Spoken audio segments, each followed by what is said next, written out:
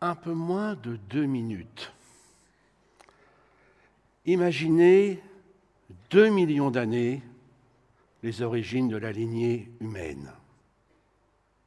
La durée. Mon nom est Pascal Pic, je suis paléo-anthropologue. Paléo ancien, anthropos l'homme, logos sa connaissance. Bon, un mot qu'on ne peut pas placer au Scrabble, donc il ne vous sert à rien. Et surtout, mon intérêt, c'est d'étudier ce qu'a été, avec mes collègues évidemment, les origines et l'évolution de la lignée humaine. En plus de ça, j'appartiens à une génération, les baby boomers, qui a vécu le plus longtemps et le mieux depuis les origines de l'humanité. D'ailleurs, vous avez remarqué, l'organisation a eu la délicatesse de mettre le plus vieux à la fin et après la conférence anti-rides. OK? Donc, bon, j'assume tout de même, hein. Ils sont là, les baby boomers? Ouais, bon. Ah, seulement les temps changent. Voilà, c'est ça le problème. Les temps changent et la période que nous connaissons n'est pas très facile. Elle n'est pas très facile, hormis des sujets que vous connaissez pour l'avenir des générations futures, mais on assiste depuis plusieurs décennies à un retour des créationnismes ou des pensées fondamentalistes. André Malraux avait dit il y a quelques décennies « Le XXIe siècle sera religieux ou pas », sauf qu'il n'imaginait pas ce retour des créationnismes, des obscurantismes et des fondamentalismes. Et quand une civilisation, mes chers amis, mes chers sapiens et chers sapiens, va à l'encontre des sciences et des connaissances, ce n'est pas un très bon signe pour l'avenir. D'un point de vue anthropologique, comment les cultures conçoivent le temps? La pensée la plus fréquente est qu'à partir de rien, ou qu'à partir d'un moment un petit peu chaotique, émerge le monde d'aujourd'hui. À la fois les humains, les plantes, les montagnes, les animaux. Voilà, un seul monde qui est en fait inscrit dans une espèce de permanence. Alors bien sûr, il y a les saisons, mais ce monde-là reste toujours le même. Une variante est une conception cyclique du temps. Le temps qui, d'une façon ou d'une autre, l'éternel retour de Nietzsche, par exemple, revient toujours au même endroit. Les Grecs pensaient comme ça aussi. On a pensé de cette manière-là aussi jusqu'au Moyen-Âge. Et par exemple, on a évoqué cet après-midi le bouddhisme. En Inde aussi, ils pensent comme ça. D'ailleurs, me revient un souvenir. J'avais été en Inde pour un Ushuaïa Nature avec Nicolas Hulot. Et quand vous voyez la manière dont les Indiens conduisent sur la route, vous vous dites avoir 7 vies, c'est quand même vachement utile. Alors moi, il se trouve que je suis motard, là, voilà. Je ne vais pas tenter ma chance là-bas. Mais il y a une pensée tout à fait particulière qui est celle de l'Occident. L'Occident, donc, autour du bassin méditerranéen, avec les grands monothéismes. Et là, ces grands monothéismes ont inventé quelque chose qui est en fait terrifiant, le temps linéaire, avec un début et une fin. Et là, il ne faut pas louper entre le début et la fin. Parce que les trafiquants d'âmes ne vont pas vous louper. OK? Et donc, on est inscrit dans cette idée qu'il y a un temps qui est linéaire, et ce temps linéaire, effectivement, marque un rapport au monde et un rapport au temps très différent de la plupart des autres cultures. Un peu plus tard, dans l'Occident-Occident, c'est-à-dire l'Europe occidentale, arrive la révolution scientifique, donc après la Renaissance. Et à partir de là, c'est intéressant, on a appris ça à l'école, c'est Galilée, à demi de GT2, hein, c'est-à-dire que le temps rentre dans les équations de la physique. Le temps devient une variable absolument essentielle pour comprendre à la fois le monde et comment change le monde et comment pourrait être le monde. Quelque temps plus tard, nous sommes au XVIIIe, XIXe siècle, c'est la découverte du temps profond, d'un temps d'avant les humains. Et là, c'est complètement inconcevable d'imaginer qu'il y a eu sur la Terre une période, ou de longues périodes qu'on ne sait pas dater à cette époque-là, mais qui précèdent l'arrivée des humains. Ce temps profond, justement, c'est le temps qui permet la transformation des paysages, la transformation des côtes, des mers, l'érosion, les volcans, mais aussi la transformation des plantes et des espèces, et évidemment celle de l'évolution de l'homme. D'ailleurs, Sigmund Freud dira en 1929, dans Malaise dans la civilisation, au cours de l'histoire, la science a infligé 3 blessures à l'amour-propre de l'humanité. Une, en montrant que la Terre n'est pas au centre de l'univers. Donc ça, c'est la vexation, Galilée, Newton et compagnie. La deuxième, en montrant que nous n'avons pas fait l'objet d'une création particulière. Ça, c'est Charles Darwin. Et la troisième, parce que Freud, évidemment, il a son surmoi, il dit en fait que moi n'habite pas en sa demeure. Bien. On se sent bien là. Mais on a oublié le temps. On a tous appris à l'école, vous savez, la réflexion de Blaise Pascal, qui comprend évidemment cette position de la Terre autour d'un petit soleil, dans une galaxie comme ça, au milieu d'autres. Et il dit, mais que sommes-nous, nous les humains, entre l'infini petit et l'infiniment grand? Mais que sommes-nous dans le temps? Ça, c'est absolument vertigineux. D'ailleurs, on va faire un test. Vous savez, nous autres, les enseignants, on adore les interros surprises. Alors, je vous fais 3 propositions. 1. Lucie, dont on vient de fêter les 50 ans de la découverte. 1. Est-ce que Lucie a 300 000 ans? 2. Est-ce que Lucie a 3 millions d'années? 3. Est-ce que Lucie a 30 millions d'années? Alors, qui est pour 300 000 ans? Dépêchez-vous, on n'a pas le temps, là. Ouais, dégonflé. Bon, alors, en fait, elle a exactement 3 125 000 ans.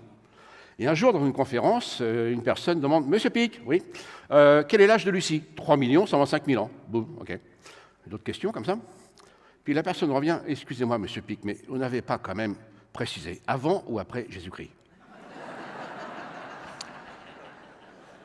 Et là, je lui dis, prenez votre temps quand même, vous voyez. Okay. Alors j'en ai une autre là aussi. Quelqu'un me demande, quel est l'âge de la Terre et de la vie sur Terre? Je dis 4 500 000 ans pour la Terre, presque 4 milliards d'années, 3 800 000 ans exactement, pour la vie. Waouh! Ah, au fait, quand est-ce que le Soleil va exploser et absorber la Terre? Ben, je lui dis à peu près dans 4 milliards d'années. Qu'est-ce qu'on fait? Eh ouais. Hein, imaginez qu'il y a un temps avant nous et il y aura un temps sans nous. Ben, ça, on n'aime pas trop. Voilà. Alors, qui a découvert justement le temps profond? Eh bien, c'est des gens qui ont pris du temps. L'histoire, d'ailleurs, avec un grand H, commence avec Hérodote, à pied, sur les traces d'Alexandre le Grand. Et pour l'évolution, je vais vous raconter une histoire qui est inconcevable aujourd'hui. Il était une fois un jeune homme qui a 22 ans, qui reçoit une lettre et qui a l'opportunité de partir pour un grand voyage. Nous sommes en juin 1831. Il rejoint un port du centre de l'Angleterre, il va s'embarquer sur un bateau, il ne sait pas pour combien de temps. Le bateau va mettre 4 mois à quitter les côtes anglaises à cause des tempêtes. Et voilà que ce bateau donc arrive en Amérique du Sud. Et là, ce jeune homme collectionne des fossiles, il attrape des animaux, il sait les naturaliser, il fait des herbiers, il met ça dans des caisses et c'est laissé donc au bon soin de la Royal Navy qui fonctionne à voile à l'époque. Le temps passe. Et au bout de 3 ans, il n'a aucune nouvelle de la qualité de ce qu'il a fait. Alors il écrit une lettre à ses sœurs, qui évidemment va mettre 1 an à arriver en Angleterre, et dans cette lettre, il dit « Hey, mes chères sœurs, est-ce que ce que je fais a une quelconque valeur ?» Parce qu'il voudrait faire partie de la communauté des plus grands scientifiques de cette époque de l'Angleterre.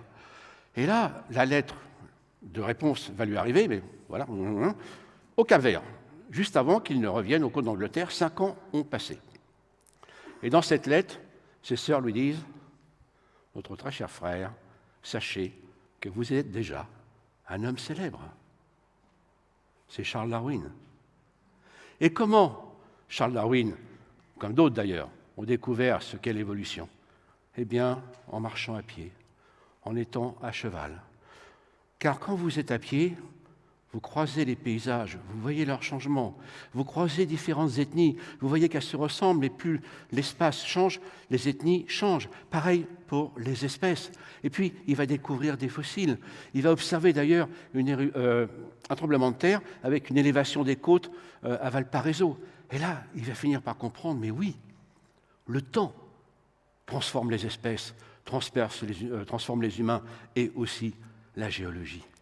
Et c'est de cette manière-là qu'effectivement est née cette idée d'évolution. Le voyage, donc. Il a fait un merveilleux voyage sur le Beagle. Mais mes amis, que sont devenus les voyages? Nous avons un départ, zoup, une arrivée. On ne voit plus rien là-haut. En bateau, c'est pareil, vous êtes au milieu de la mer. En plus, si vous avez une cabine qui ne note pas sur la mer, là, c'est foutu. Donc on ne voit plus. On a perdu le voyage. Et pourtant, c'est ça. C'est cette transition très lente. Marguerite Duras qui disait « Je regrette le temps où nous nous déplacions en bateau ». C'est-à-dire, on glissait comme ça, tranquillement, à travers les longitudes. On n'avait pas de jet lag. On voyait les paysages, on voyait les autres langues, les autres cultures, les autres cuisines. C'est tout ça qu'on a perdu. Tout ça qu'on a perdu. Et nous sommes rentrés dans une curieuse civilisation que Bruno Patino appelle la civilisation du poisson rouge. Nous sommes dans un bocal. Et en définitive, que nous dit-il? Que les poissons rouges ont une attention de 8 secondes. Alors déjà, je peux vous dire, 8 secondes, c'est un intellectuel aujourd'hui. Et là, en fait, nous nous sommes complètement enfermés dans un bocal numérique. Nous sommes complètement dans ce qu'on appelle en psychologie le behaviorisme. Nous réagissons qu'aux stimuli autres. Et d'ailleurs, nous sommes dans une telle situation que si on n'a pas de sollicitation qui nous arrive assez rapidement, vous avez le méchant FOMO qui vous tombe dessus. C'est qui FOMO? Fear of missing out. Je n'ai pas eu d'appel depuis 5 minutes, le monde m'a oublié. Donc on est dans une impatience totale, une incompréhension, une instabilité psychologique par rapport à la relation aux autres et aux informations. Et cette société est devenue complètement folle, d'une certaine manière. Speed dating, fast food, plus d'érotisme, porno direct. C'est une vraie folie, quand même. Donc nous sommes dans une forme d'impatience numérique et dans l'incapacité, évidemment, d'être dans la durée. D'ailleurs, c'est intéressant, cette notion de durée, parce que c'est un débat philosophique entre Albert Einstein et Henri Bergson en 1922, où là, il y a une opposition. Einstein dit que c'est le temps que l'on mesure avec la relativité. Donc le temps n'est pas complètement absolu, vous le savez, mais en fait, voilà, on s'est retrouvé dans une espèce de situation qui n'est pas celle que nous donnait Einstein, mais qui dérive un peu de ça. C'est-à-dire qu'en fait, la relativité restreinte nous dit que plus on va vite, plus le temps se dilate. Ah bah aujourd'hui, on a gagné, on n'a même plus de temps.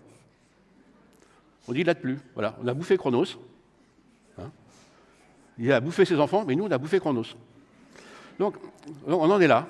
Et de ce fait, c'est quand même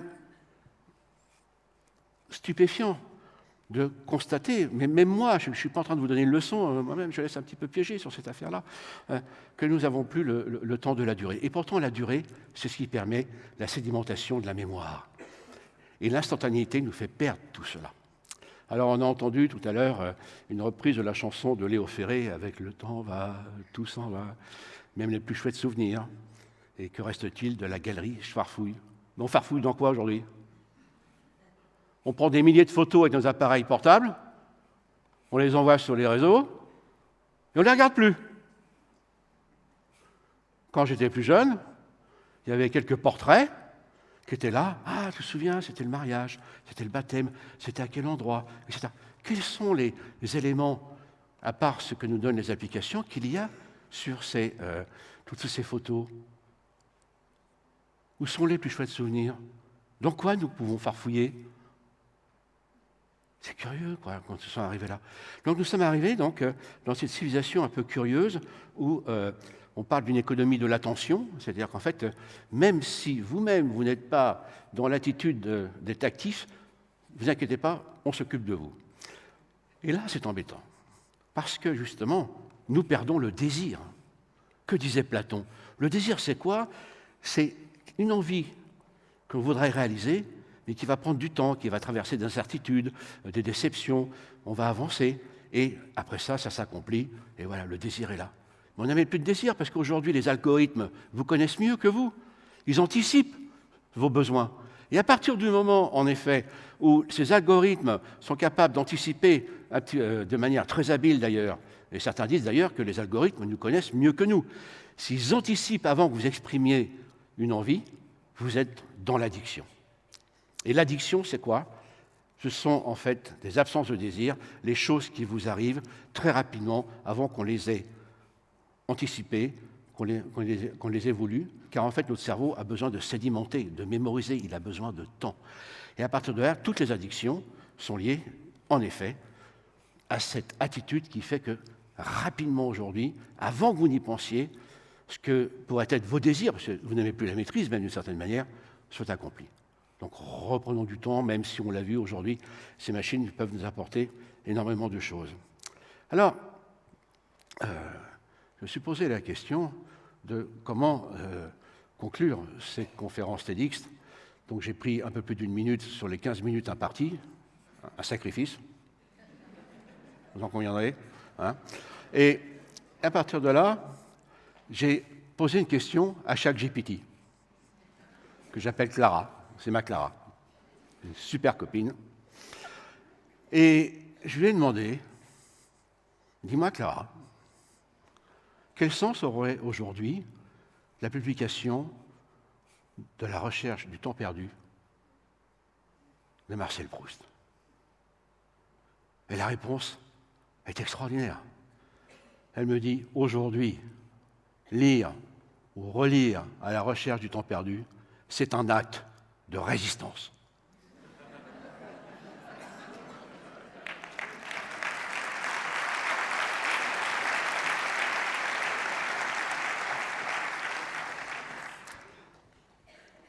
Donc elle est bonne fille quand même, hein, parce que si je lis la recherche du temps perdu, j'ai moins sollicité Clara, ça c'est très clair. Et alors, il y a un siècle exactement, Marcel Proust est décédé en 1922 et publié à titre posthume, donc Albertine ou La fugitive. Qu'est-ce que c'est beau. Mais vous voyez, comme Marcel Proust, à chacun sa Lucie d'une certaine manière, voyez-vous. Et 2 ans plus tard, 1927, est publié Le temps retrouvé. Là, mes chers amis, en tant qu'anthropologue, ce soir, chers sapiens et chers sapiens, mille merci. Mille merci parce que nous avons passé un grand moment aujourd'hui du temps retrouvé. Alors, redonnons des sapiens et Chronos, tu peux revenir.